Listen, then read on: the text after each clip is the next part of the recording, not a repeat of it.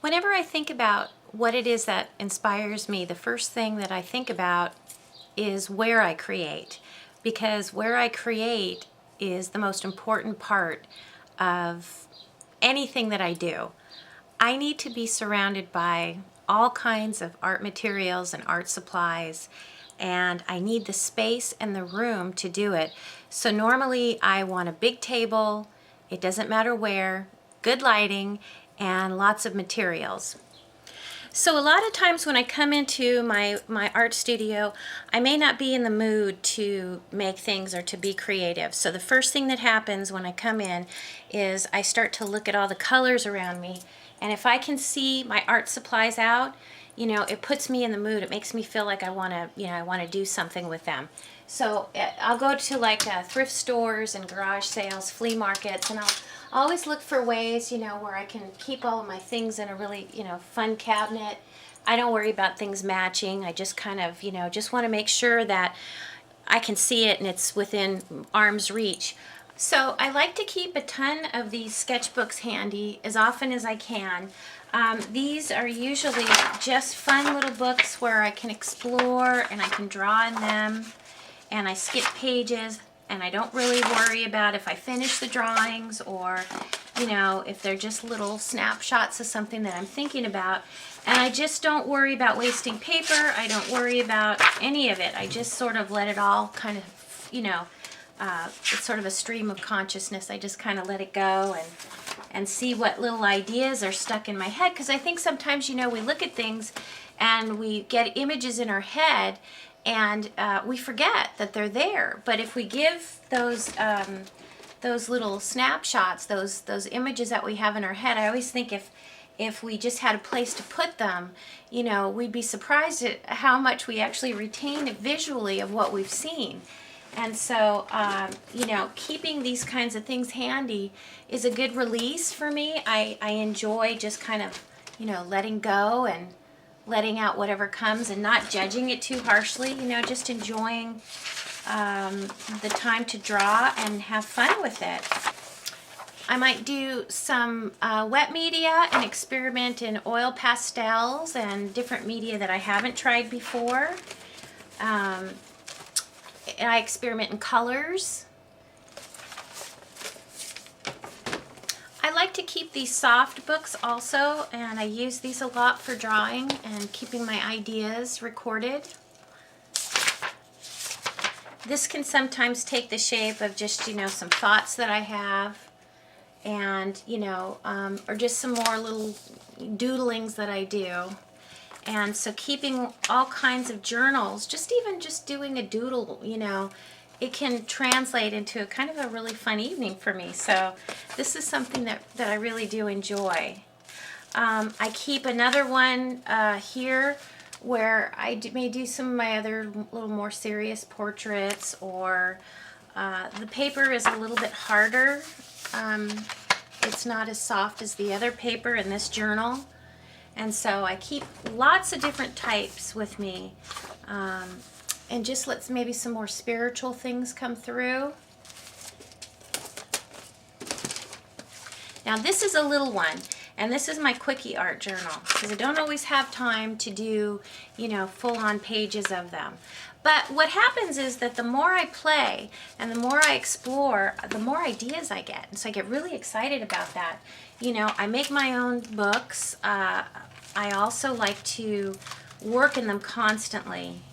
It doesn't matter, if I'm watching TV or listening to the news or listening to the radio. Just come right over here and I start working in my journals. A lot of times what happens is that, I'll go for my journals and then I'll be inspired to, make something in the form of a bottle art. And so it'll have a lot of the same techniques that I use in my art journaling, and I'll just translate it to canvas.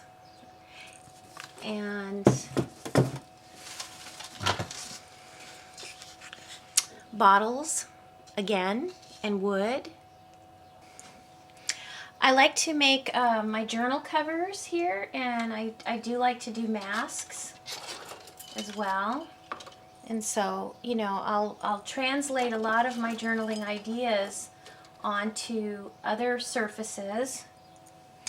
I also keep a pretty big basket of old books. I'm very inspired by old books. They're always exciting for me to use in my work. I like the old pages, and I always like to feel like I'm rescuing the books and giving them a new life. So that's always really, really exciting for me.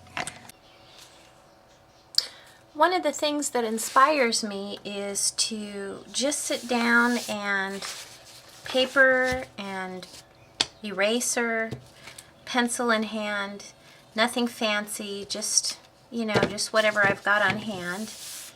And to just sit and just think about what some of the things are that make me happy, what's on my mind. And I don't always know what that is until I actually sit down and start putting it on paper. I think that my whole life I've been much better at really communicating my thoughts and my feelings through art. And I don't always do it as well through words. I always feel like, for me personally, that the words just sometimes just don't do it. They're just not enough. And so to really feel as though I'm getting everything out that I want to say, I will need to do it with art. I'll need to do it with drawing. I'll need to do it with collaging. Because for me, I want to say more. For me, it's not enough to just sometimes say, a sentence, or sometimes there's just more words that need to be enveloped in an idea that I want to get across. And if I fail to do it to its fullest, I think, gee, I could have done that better. And so this kind of takes some of that out. When I finish with my art, I think to myself, oh, my art could have been better. Well, my art could have been better, yes. But the avenue that I chose to express myself couldn't have been better. And so whatever I didn't get across in a picture or a collage, then I know I've learned something. I've learned something more that I need to try to work on, because that particular thing is something I'm not developed enough in yet to really get it across. So I give myself some slack. When I was a kid, I would spend a lot of time drawing. I'd sit on my bed and draw, and I loved doing that. And so rather than learning how to draw on an easel, I spent so much time drawing flat on a flat surface that it made it so that I tend to turn my work in different directions and play with my work and play with the design that I'm thinking about by turning it all different ways. I save the rules for when I want to really bring that into a finished piece. But just for sketching and just for brainstorming, this is one of my favorite methods. And the outcome is not so important, like I said. And I don't think about these steps that I'm doing. I would imagine a lot of tattoo artists do that because they're thinking about something that they want to express, but they have to do it in such a way that the person who's going to wear the tattoo is going to be happy. And so for that, I feel very similar in that I have to turn my work around, and I have to develop it. It's not enough for me to do some of the simple steps all the time. I learn with the simple steps, and I love to begin my concepts that way. But when I'm just looking to be inspired and trying to get something out that later I might put into a more serious effect, I always just start with something very informal, because if I don't, sometimes I think, what am I doing? I'm really not good at this. This is hard. So I don't want to have those blocks up. I want to just be able to have the chance to just go with what my instinct is telling me to go with. And sometimes it's a complete and utter failure, but almost all the time I learn something out of doing it. And over the years, that is exactly how I've gone, is with just not worrying about the rules when I'm looking to get inspired.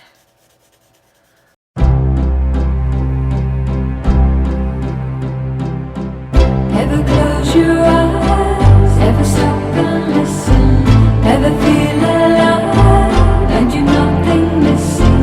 You don't need a reason, let the day go on and on. Let the rain fall down everywhere around you, give into it now, let the day surround you. You don't need a reason, let the rain go on and on.